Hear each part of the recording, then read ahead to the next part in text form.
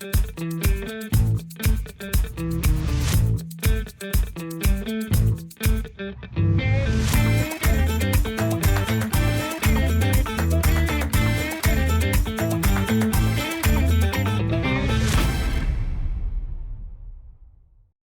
afternoon, everyone, and welcome once again here to La Tertulia Ecuestre. Today is going to be a very special show. We have the #1 rider of the world, Steve Guerdat.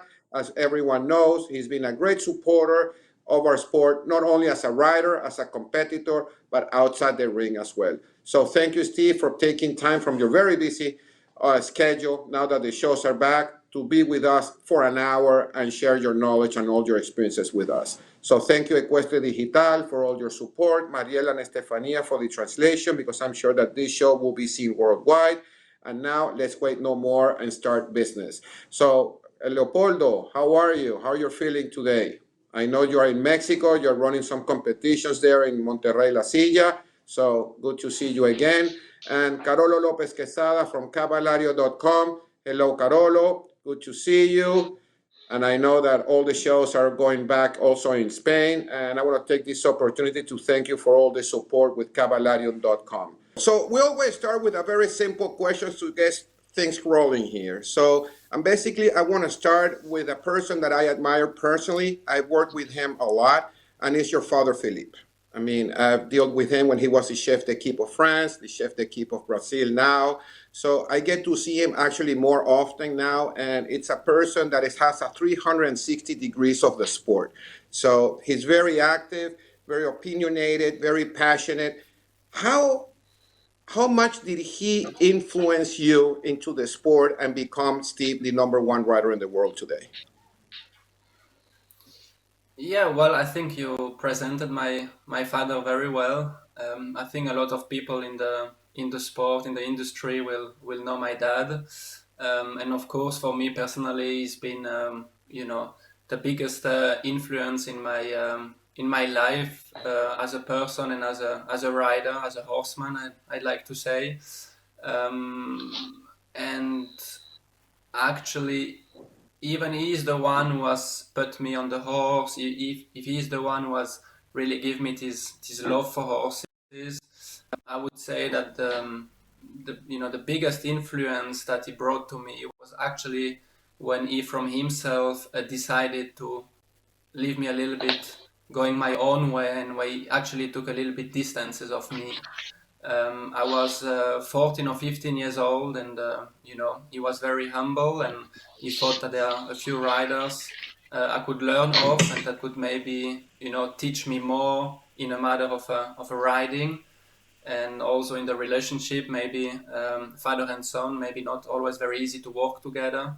So he's been very humble, and he sent me to a lot of different riders, different places, and he was always there, always overlooking everything. But he really let me took my own way, took my own style, and do it the way I wanted to do it, and always knowing he was there if anything would happen, always supporting me. And I think that this is actually what has brought me most at the end, in being able and humble to actually take his distance and let me be who I wanted to be and not who he wanted me to become. Well, you know what? As I said before, I had very good values, and I admire your dad a lot, your father.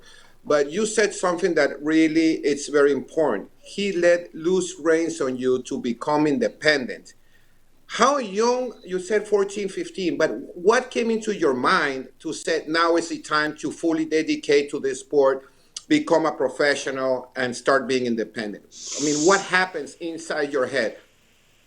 Well, actually, it was also, something he actually wanted to test me, because, when you're son of a professional rider, life looks like very nice. You see them on TV, you think you can just be on TV and, come back with some victories at home, and, be in the newspaper and, play the good guy, but you maybe don't always really know what it takes to get there. So sending me away, I was, like I say, 14 years old, probably the first time I left home. I went to the German part of Switzerland. I come from the French part. I didn't speak any German. and I went there for 6 weeks by Beat Mendley and his brother Marcus Mendley. Leslie Magnat was also there at the time, and it was tough. It was a tough time there where I had to do everything from the bottom. I had to mock out in the morning. I had to ride, plenty of horses all day. I had to, to clip horses, to clean horses, to clean the tack, to, do all the work that you have to do around horses. In a place I didn't know, with people I didn't know, working, many hours every day. And when I got home after 6 weeks, I was basically, I really wanted to be good, so I was giving everything I could to be the best I could the time I was there, to impress them. And once I got home, I was done. I was really sick. I was really tired, and I was, I say just a kid. I had no one to cook for me, so I had all the things that I had to learn by doing. And actually, my parents were a little bit shocked to see me like this. And the first thing I said is, can I go again for my next holidays? And because it was like the summer holiday, I went for 6 weeks, and I say, the next school holiday, can I go again? And that's actually when they knew I'm okay to to do that for a living, and that I was really enough in love with the horses and with that job that I would be okay to go on with that. Well, basically, and everyone there, right? So congratulations on that. I know, Leopoldo. I know you have a lot of questions for Steve. So, Steve, you are a rider that I really admire, but you are a very good rider and super good for the sport. And you have a very clear view of the sport. And this is what I see you doing a lot for the sport. The sport of today have different things. One of the things that I am not understand very well is the shows are rated by only money and not by the real quality of the show. What are what do you think about, and what are the parameters that do you think need to rate the sport, to say what is a 5-star, what is a, or they need to do a 6-star show? But I when I see, and you show there, you are one of the more important customers in Calgary, and when I see the course that I build, and I see the other 5-star, many are good and are strong too, but many are like the grandchildren of that course and have the same points and the same everything for the riders.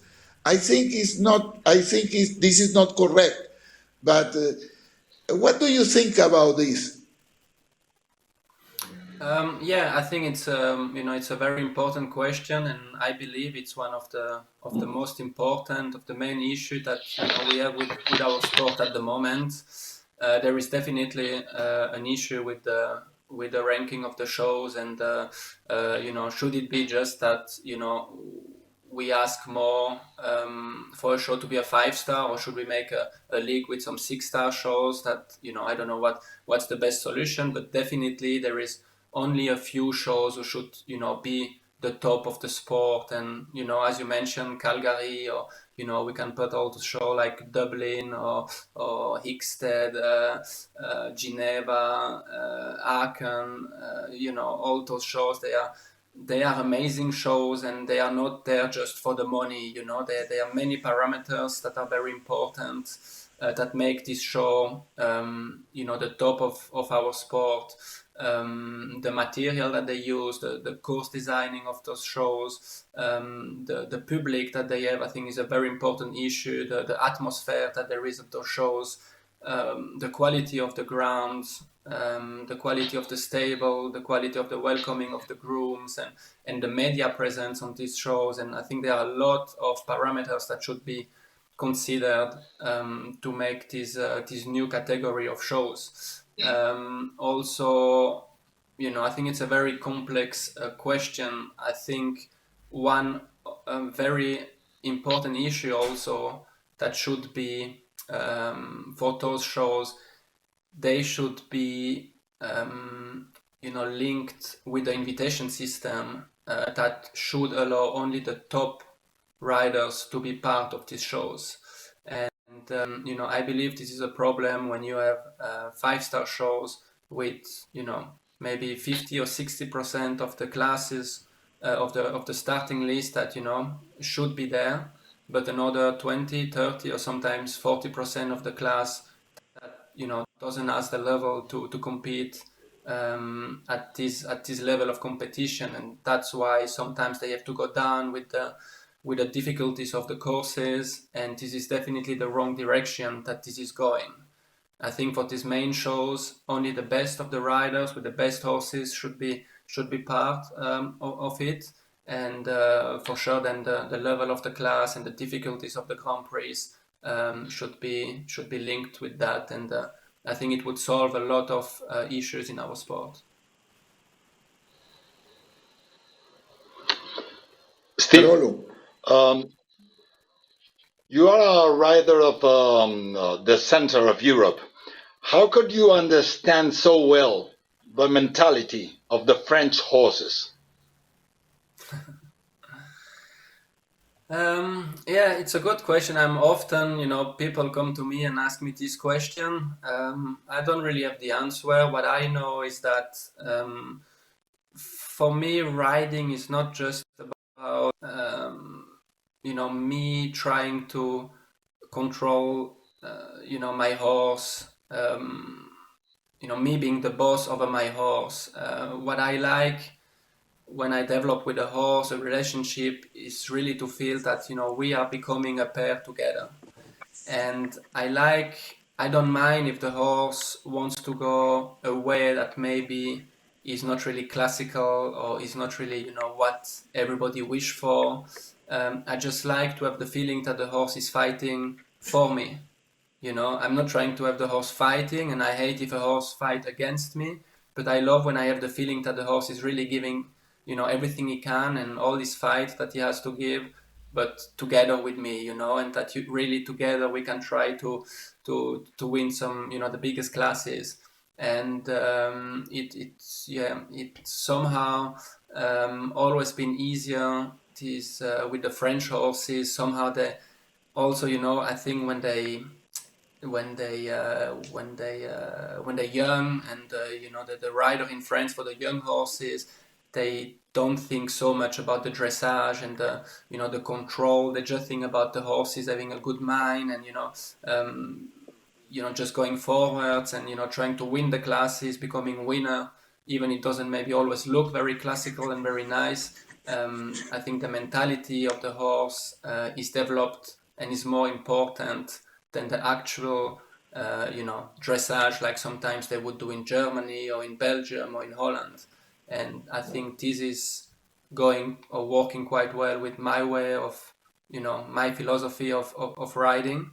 And that's probably why I had my biggest success with the French horses.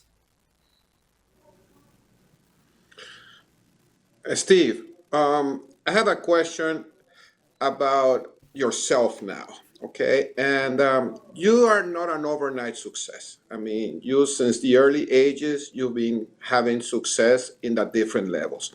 You've been in the top of the world for many years, number one in the world, and everything that you just have won and have proved yourself. I am sure you cannot answer this question. What is your secret of how you are number one? But can you tell our audience what's behind Steve Guerdat? I mean, what's your plan? What makes it different? Because there's a lot of questions how Steve Guerdat is so good and why. Yeah, thank you. It's not so easy to, for me to answer that question. Everything I can say is that there is for sure a big part of me who loves the sport. Everything I do, every sport I do, I hate to lose.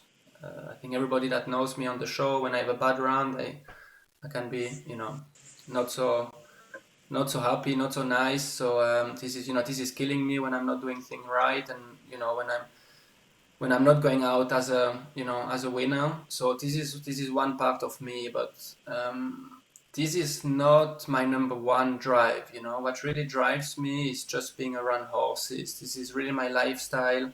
Is being around horses. Is really working with this relationship with my horses, and every day they're filled with I wake up early morning, and all day everything that's on my mind is horses, spending time with them. I love to ride my horses for a long time. I love to to develop this relationship, and do a lot of different things with them and see them improve on the shows. This is what really drives me, going to shows where I can win, not just going to show. I'd rather go to a 2 or 3 star with some younger or newer horses and win than going to 5 star and have a fence down. So this is really, my number one motivation is working together with the horse and see where it can brings me. And I've been lucky to have amazing horses along the way, and I've been, like I said, when I go to the show, I want to be competitive, whatever level it is. And yes, it's always been on my mind to become Olympic champion or world number one. But this is not, when I wake up in the morning, my goal is not, I want to be number one. I just want to improve myself. I want to improve my riding. I want to improve my relationship with my horses, to improve my horses, and to become successful with the horses. And the number one spot or the medals at the championship, they're actually a reward to a job I hope I did well. So I just trying to do basically my job as good as I can, and it just ended up quite luckily these last few years that I had amazing horses, and we had a lot of success, and the reward and the work we did had a nice payback, and we had some amazing moments. But as I say, the motivation for me, wherever I go to a national show with young horse or to a big 5-star like Calgary or Aachen, I wake up in the morning, I have the same motivation to go, and I think this is what really has been for me the secret for my success. Doesn't mean it has to be like this for everybody, for every rider, but to me this is where I found that way, making me the happiest person and rider that I could be, and this is what has brought me all this success, I'm sure. Yeah, and you mentioned something that have been mentioned here, and you ratified is you have to be a horseman if you want to be successful in this sport. You need to develop that relationship with the horse. You get to know them and spend time with them. Do you think we're losing horsemanship in these days? Yes, I do. Unfortunately, it's crazy sometimes when you go to some international shows and you have basically they're still kids, they 14, 15, 16 years old. They have trucks like nicer than my house. They have 3 grooms for 2 horses. They have a manager. They have a mental trainer. They have a groom. They have a trainer for the warm up. They have a trainer for the ring. They have a trainer for the dressage. They have a trainer for and they lose the they've never mocked the stable out. They don't drive the truck themselves. They don't know how to walk a course themselves. They don't know how to build a course themselves. And I think this is a shame that it's going that direction, because I really believe that the center of everything should be the horse. And always more probably the parents mean good by helping the kids as good as they can, but I believe that most of the time this is losing. Unfortunately, it is horsemanship that should be the center of it all. Important. I have one more question, Leopoldo. Sorry, and it's based on your question, your initial question. You mentioned the difference about the shows that needs to be more recognized and not just the prize money. You said the footing, and we had a lot of conversations here in this program about what's a good footing, what's a bad footing, if it's too stiff, if it's too soft, if it doesn't give. What is your opinion about footing? What is a good footing for you, and the footing being used in the majority of the shows? Is that the footing we want for the sport, or we need to still improve it? Well, I think that again, this is going the wrong direction because unfortunately, riders don't like to ride on grass anymore, and I believe 100% that grass is, the best footing for horses. It's where they feel best. It's the healthiest ground for them, and that's where they should jump mostly. Of course, indoor you can't, but mostly in the outdoor season, I wish we could jump on grass because that's the best footing, and there is no sand place on earth that can replace that. But unfortunately, riders feel safer today. Again, for the same reason, I believe that I mentioned before this horsemanship that we're losing. When you don't teach the kids anymore to ride on grass because it's more dangerous. You don't teach them to go down or to jump ditches, to go down the banks, and to jump the open water, and all the things. And I think that's a shame because horses actually love to do that. And it's the same with the footing. It's so much easier to please the client, to please the people you teach on a plain sand place, with nothing to worry about. And of course everything is easier, but I think as long as we ride and jump so much on sand, going the wrong direction. Leo? Steve, I study about grass, sand, everything a lot, and I see in the rating of TV and in the rating of all time when you jumping on grass, more people like to see the shows in grass. Of course. And the sand is, in my opinion, I agree with you, is killing the sport. I am more drastic than you, but killing the sport. But the sport is like we start to see golf on sand. Nobody will see the golf, it will be on sand. It's the same happen here. I am too drastic maybe, and I getting old, and but this is my opinion. But in another hand, the sand of today, I think, is not the best solution too. But the sand that we use today with these synthetic sands and things are not good for the head of the horse, in my opinion. What do you think about it? I agree 100% with what you're saying. Okay, I gave you my opinion on the grass, and I believe that we should jump much more on grass.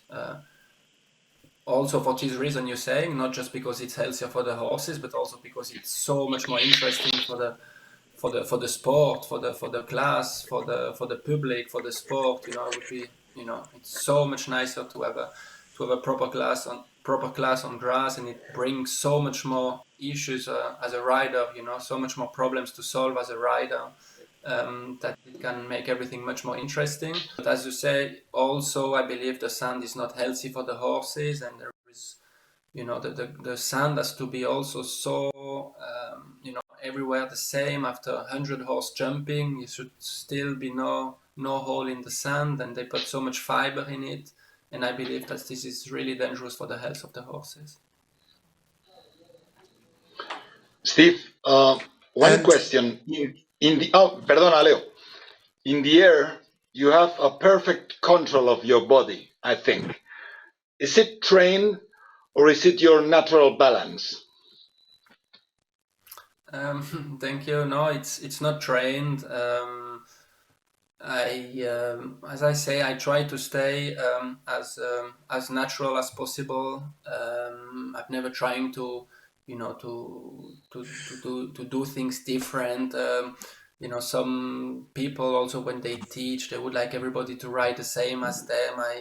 I have no problem. For me, Roger Yves Bost is as good as a rider as a Marcus Henning, and of course you cannot compare the two, but as long as you can go with yourself and your horse can, you can with your horse in your own style win. I think it's everything that matters, and I try to stay fit, because I want my horse to be 100% fit. So I also want to be myself as fit as I can, but it doesn't go further than that. Steve, Well, on today on the sport, I building for several decades of in show jumping, and today the two stride combinations come like no say it's a problem there. Even the core designers, we are a little bit afraid to building a little bit short. And years ago, I building and you, for example, you are never afraid. I see you with the short stride. Even with one stride, you find the solution. And today, every time we using a short is a discussion, and even in two stride have bad accidents. I never use it, but I am afraid to have an accident. But years ago, I used it and nothing happened. What do you think? Is the training of the horse? Is the footings? Is the riders that don't training? Or what is the problem there? But I don't understand. Yeah, it's a good question, Leopoldo, which I actually really agree with you, and we will probably maybe have a kind of a disagreement here. I'm also someone who really don't like the short combination. They can be as short as you want when it's a vertical going out, but when there is a noxer going out, especially on two strides, I don't like it. It's difficult to explain, but I had some horses which, basically, I believe that our sport, a horse should be able, when the rider rides good and when the horse jumps good, you should be able to solve every problem that the course designer is giving you. Every question he asks you, you should have an answer for. When you have a short combination, and you have a horse that just jumps big into the combination, you have some horse a little bit stiff behind, and they like to land on the verticals further than on an oxen. So your horse is giving you a great effort. He jumps very well into the combination, doesn't want to touch the fence, so he lands a little bit further. And then what happens if you have a short combination? You basically punish him for something that he actually did well. And I believe this is not something you can really train. On one stride or two stride, I don't see any training that you can do without going against the horse. And that's why I'm one of these guys who say a combination should be long or very long.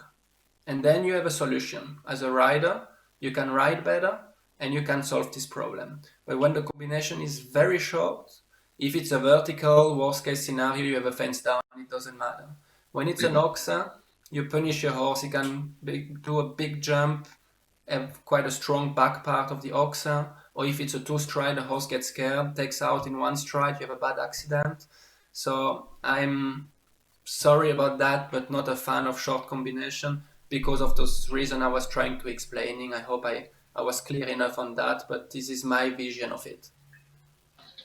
But I'm open to listen to what you have to say about that. I agree with you. I agree with you. When I start, I say I don't like the two strike combination short. I never, for years. But now, 11 meters is a normal two strike combination vertical oxer. Yeah. And I see horses going one. I don't know what is the problem, but I think 11 meters is even a little bit long. But now don't come in long. And I never building short to an oxer. I don't like. I go to the limit, but not overdo it. I go to the limit, but not overdo it. I never in my life go. Maybe I make mistakes sometimes, but I try to test short and long. and not against oxers normally. A little bit short or not very short. But today, I using normal distance, 11 meter and 11:10, and I see horses going one. I don't know if it's the horses, the riders, or I don't know what is the real problem. Well, I believe you have much more experience than me in that matter, so if you cannot explain it, for sure I can't. But for sure I will never complain. For sure I will never, when I find a combination too short, I have no problem saying it. But if you put 11 meters and the horse take out in one, I think there is nothing you can do. Neither as a course designer or as a rider. I mean, this is also part of the sport. Accidents is also unfortunately part of the sport. But yeah, for sure, I will never be the one who telling you that 11 meters is too short. But why? What's the reason? I don't have the answer to that. Me too. I don't have the answer too, but Steve, now going to sigue, Leo. sigue Carolo. No, sigue tú, Carolo, sigue tú. Steve, the first time you tried Nino, the Buissonnet, did you think he could be one of the greatest horses in the world? Well, actually, yes. I don't want to sound arrogant when I say that, but it's a very long story with everything that happened with Nino. But the truth is, when I tried him, I made maybe 8 jumps over 1 meter, 1 meter 10, the highest jump, and then I needed to find someone to secure the horse for me, and I said I have a horse for the next Olympics, but yeah, I needed some help financially to buy him, and everything I jumped was those 8 jumps in a practice arena in Donaueschingen, a show in Germany, and this is all I jumped with him, and I thought I have a next best horse in the world. Steve, you said that part of your success was you're very strong mentally and you are very motivated. So, but when you go into the ring or when you're in an important championship, do you still feel butterflies in your stomach? Do you feel nervous? Do you feel the pressure? And can you share a story where those feelings came more of what you expected? Actually, you would be very surprised how nervous I am. When I read sometimes things, I like a lot of different sports, and I love to read sometimes a lot of sport articles over some different sports, different athletes. And is everything okay? Can you hear me now? Or? No, Yes, it's perfect. It's perfect. We're just putting a close up to you. Okay, sorry. So yeah, I like a lot of different sports, and I like to read a lot about all the different athletes. And sometimes when you see the comment list and so when they say that they as cold as ice, so they never get nervous, or they're always better, under pressure because they don't feel the pressure. No, except in my situation, I have to say this is all bullshit. Every time I go in the ring, every time I ride a horse, it can be over 140 class, a 2-star Grand Prix, or Grand Prix of Aachen. I have these butterflies in my stomach. I get really, really nervous before every class I ride. So, I believe what's important is to be able to perform under the pressure, and that you're confident with what you do, you're confident with your horse. That's why I believe the relationship with the horse has to be very strong. But believe me, I get very nervous every time I ride. I don't know if Leopoldo or Carolo has a question. Sorry, if I can just say something. It's actually maybe the only one downside, if you can call it that way. I don't know if we say that about the sport. I love sport, but I also love to ride, and sometimes I wish I could feel, less nervous, so that I could actually enjoy even more the runs. That sometimes I get home Sunday night on Monday and I had a super nice weekend and I think, everything's been going great, but I wish I could have actually enjoy more of it and don't, make myself so nervous during the whole weekend. And that's not always easy to live with.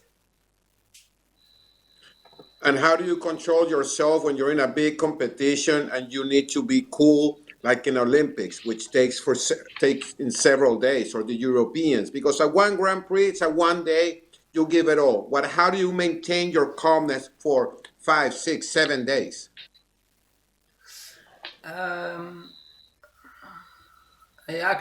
For me, the main thing is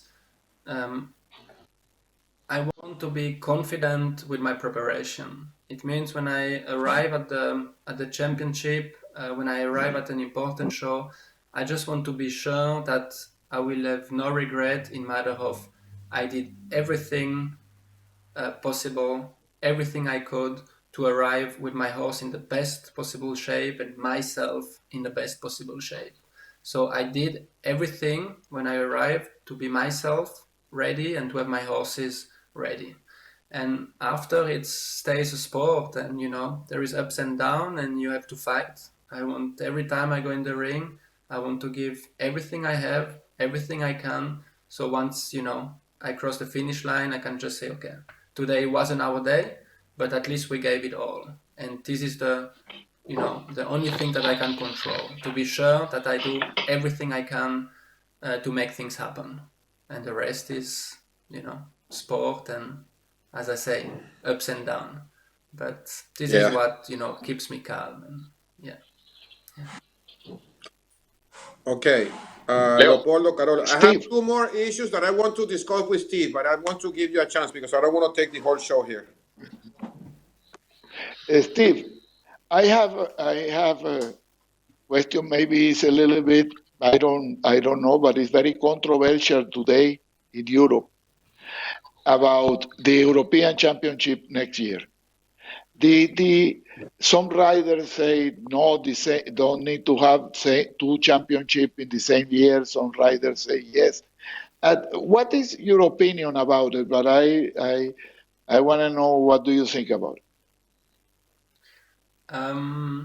I actually, give me one point why we shouldn't have the European, and I might agree. But European Championship is something very important. We have lots of rider, lots of top rider with different top horses, and I think it can only be good for the sport, good for the riders, good for the owners, good for the audience, good for everybody. So I think it would be a big mistake not to do the Europeans, because it's all benefit for the sport and everybody involved. I don't see one bad point about having the European. Only bonus. Steve, I think we in have Rio a de little bit Janeiro. the same.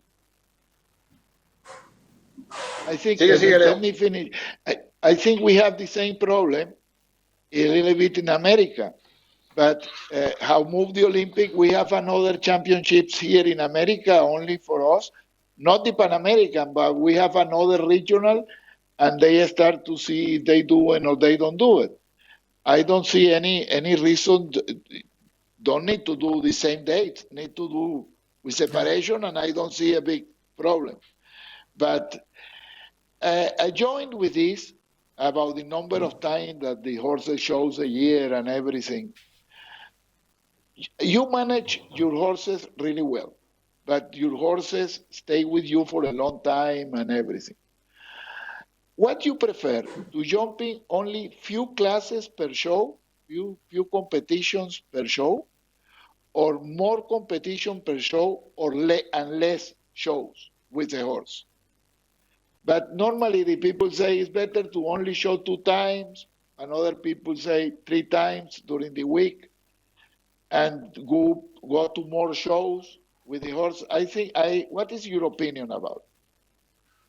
Yeah, I think this is when you talk about horsemanship, I think that's points it out. This is what I call horsemanship. I think every horse is different, and every horse has a different need, and some horses, I believe they can just jump a small class on Friday and then the Grand Prix on Sunday. They'll be absolutely fine.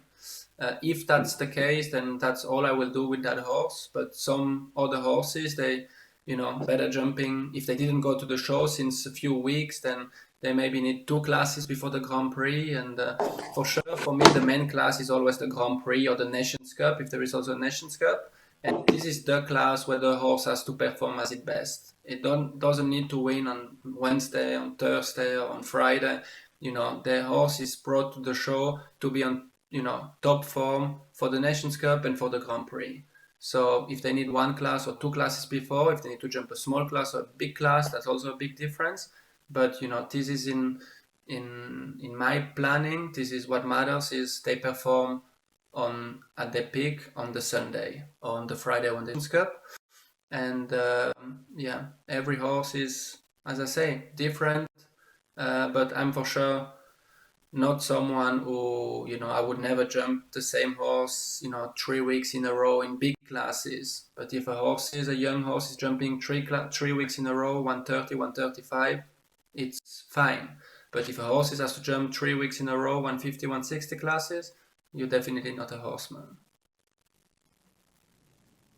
I totally agree with Steve, you.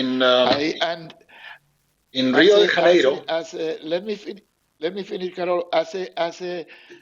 How many times a year you jump your very good horses? I know it's different horses, different kind and everything, but average. But it's very important to thinking in the planning of the sport, to have the big shows. I think the FBI and the organizers and everybody need to thinking in a planning of the big shows for a group of horses. And this is the future of the sport, in my opinion. How many times a year you show a good horse? How many shows a year about it?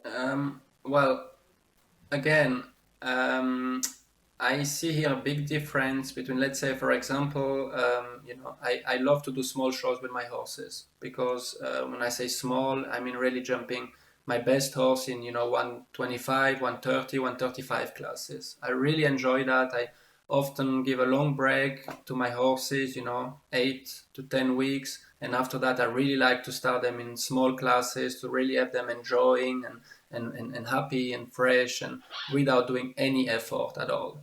So this is something I really like. And if you count these shows as well, then my horses will probably do, let's say, 15 to 18 shows a year. But I would say that my horses, they're running for 10 to 12 classes a year, where I say this is the Grand Prix, the horse is going for that class and needs to be at his best at that show for that class. That would be 10 to maximum 12 classes a year.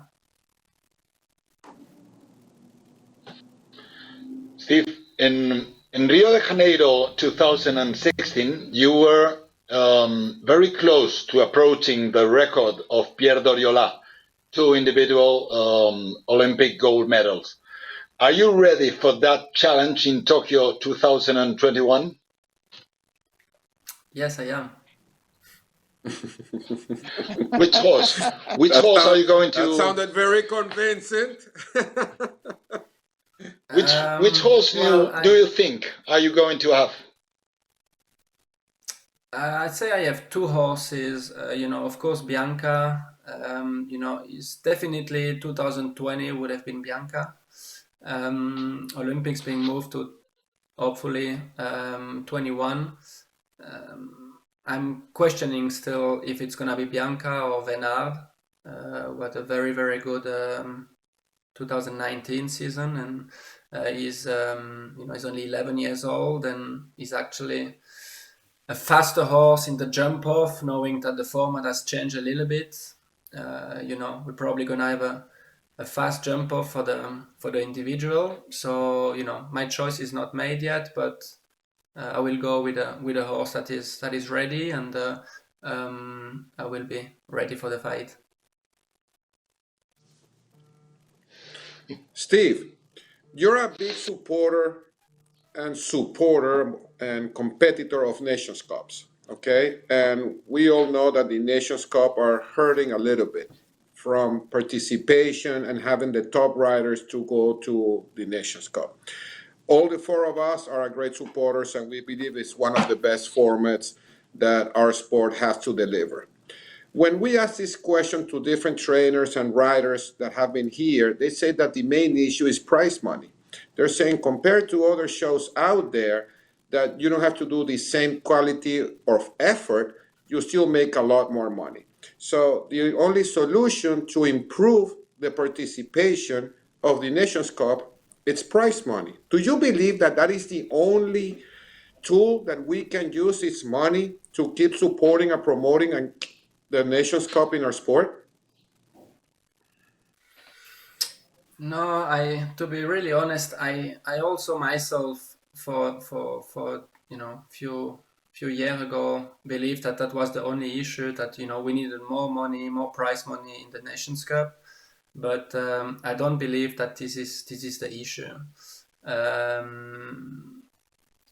It's not an easy question to answer, but I think the excuse of the prize money for a Nations Cup is a weak answer.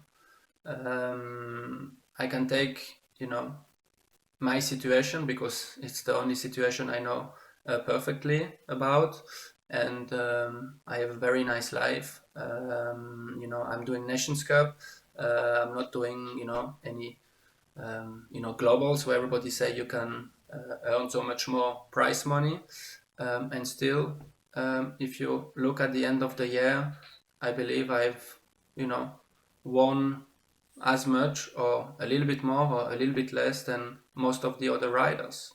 So I think that this is a wrong way of thinking, and I believe also that the other side of it, and that's probably the main point about it, is that if we are in this position as riders to be able to ride today for big prize money, that our sport has developed so much over the last few years, is also thanks to those classes, thanks to the Nations Cup, thanks to everything what our national federation, what all those organizers, what the history of our sport has been doing over the years.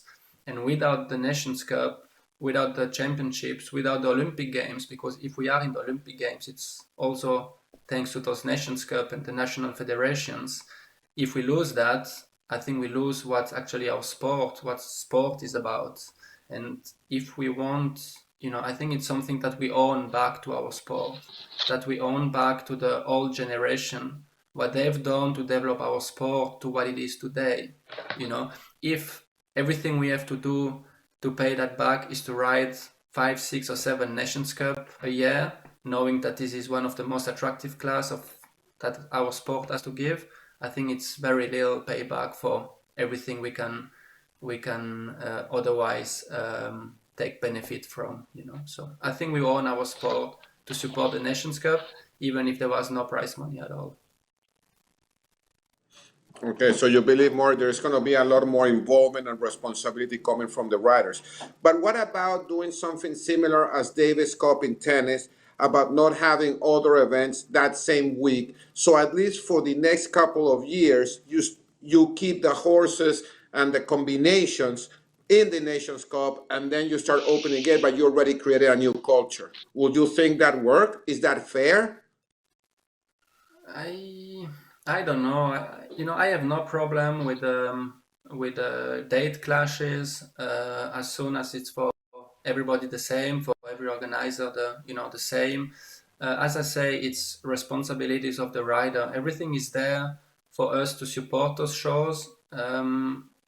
At the same time, they are the best shows that our sport has to offer.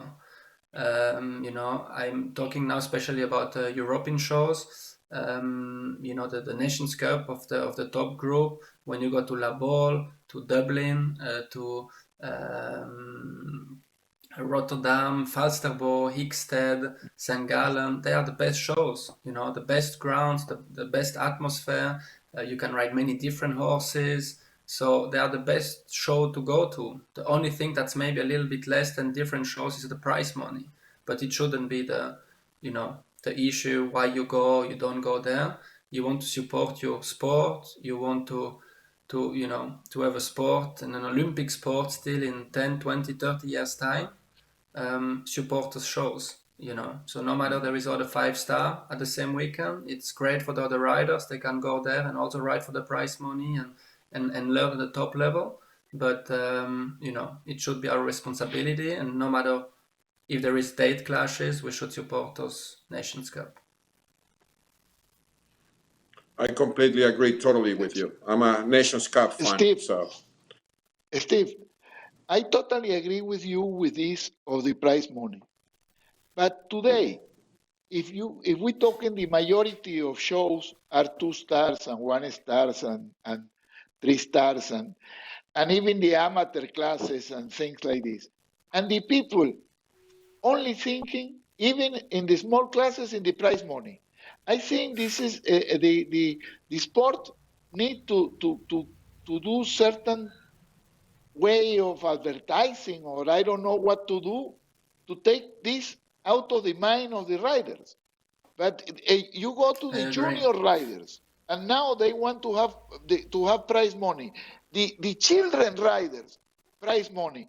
But it's ridiculous. They go for $1,000 and they even don't recover the entry fee. It's totally ridiculous. I think it's no way that the top riders like you and them teaching the world about that. But now the people is teaching only on the money. It's incredible. Yeah, I agree.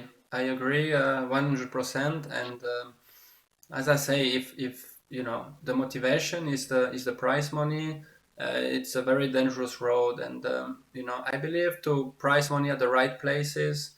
And when the prize money, grows together with the show, a show with a big history, and every year there is more prize money and there is more public and there is more sponsors going to the show, then the prize money is at the right place. $1 million prize money in Aachen or in Calgary or in Geneva is at the right place.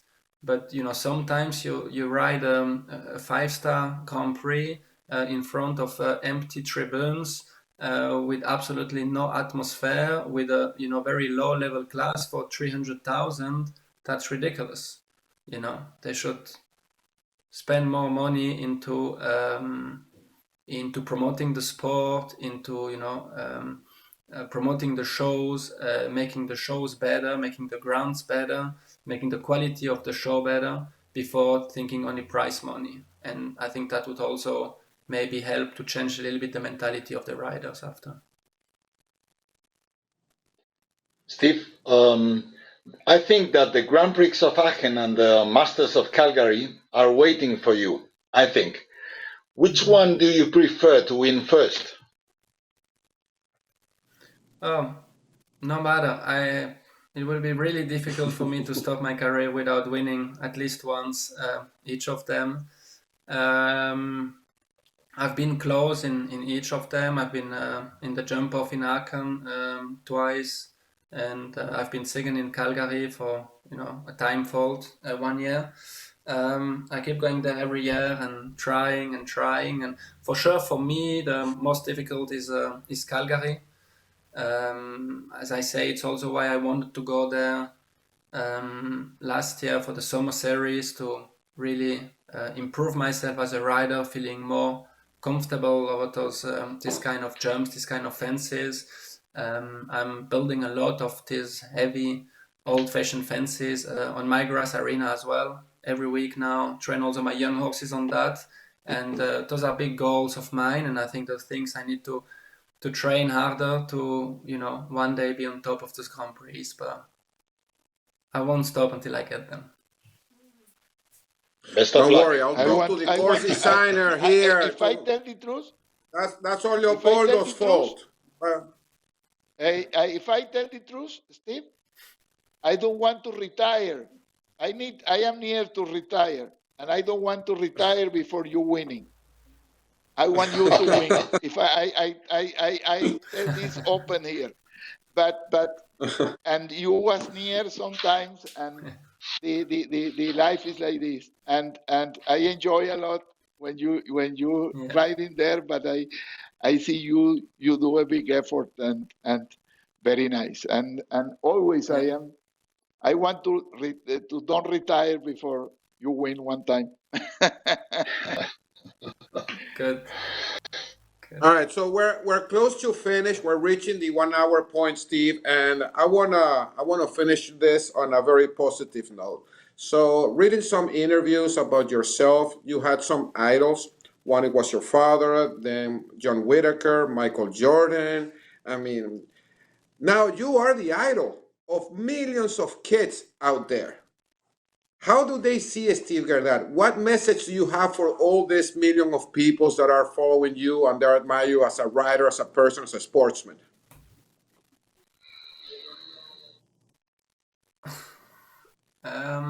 Yeah, it's difficult to see me. I don't see me as an idol, but I always say that one of the nicest thing that I've achieved in my life or in my career is when kids come to me and say that one day they would like to be like me, not just as a rider, not just because I won, but they like me, and that they see me as the same person today as I was before the Olympics or before I was number one in the world, and that I haven't changed is one of the nicest compliments that people can tell me. And also when kids come and tell me they want to be one day like I am, those are the thing that touch me most, and the nicest compliment that a kid can tell me. So otherwise I don't have much to say. I still feel myself very young, even I'm not the youngest anymore. I still so often believe that I still do so many things wrong. There is so much thing I could do better, and still so much I can improve, that I'm still looking very, very far ahead of me, and not what I achieved so far, but what I still want to achieve. And I will have more time to think about all the things once I'm done with riding, but there is still many years for that to happen. Well, that brings me to another question. If you were not a professional rider, what would you be? I don't know. When I finished school, my parents, of course, they wanted me to do something in case that it wouldn't work with the horses and with the riding. So I went for the extra school after, and I really didn't want to do it. And because my parents were pushing me, and after a half year, one day I just got home and I told my parents. They tell me, yeah, but it's for your good, Steve, for your future. It's not sure that you're gonna be able to make a living out of the riding. So at least you have something. You'll be able to work in an office or something else. If that doesn't work. And my answer was, Mom and Dad, if I can't be a rider one day or walk around horses, I won't be a happy person. So I'm gonna finish school, and if you want to have a happy kid, let him do things, let him become a rider and walk with horses. So I don't see myself doing anything else than riding. Super. Bueno, Leopoldo and Carolo, I think we have time to say thank you to Steve, or anything else that you may add. Steve, I admire a lot your father, but your father is a very good friend of me for many, many years. And Now I understand him better and better. He is a very intelligent guy. When he let you do in your life, let you doing what you need to do, and don't interfere in you, and give it all the support in the back. This, I think, is a real important part of your success, and Of course. thanks to your father to give to all of us to have a rider and a person like you, with even with your personality, that you can understand and really love the sport. Thank you for being here, and I feel really proud to have you here today. Thank you for the kind words, and was a pleasure for me to share this moment with you guys. Steve, it's a great honor for us to have you here. Thank you very much. But I have a very difficult question for you, I think. Can you say something in Spanish for our audience? You say adiós, hasta luego. Yeah. Hasta luego. Gracias Perfecto. por todos. Your Spanish is good. Steve, good to see you again. Hope to see you soon. For sure, I'll see you in Tokyo. And so hope you're for the best, and good luck in your upcoming shows. Okay. So thank you, Yes, Leopoldo. thank you so Thank you, much, Carolo. And go ahead. Take good care. Thank you. All right, thank you very much. Ecuestre Digital, thank you very much for all your support. And Mariela Estefania, this one goes for you for the translation, so all our Spanish audience can actually enjoy this very good show that we all learned a lot more about Steve and the sport. So thank you again to everyone, and hope to see you soon. Thank you, Steve, again. Thank you.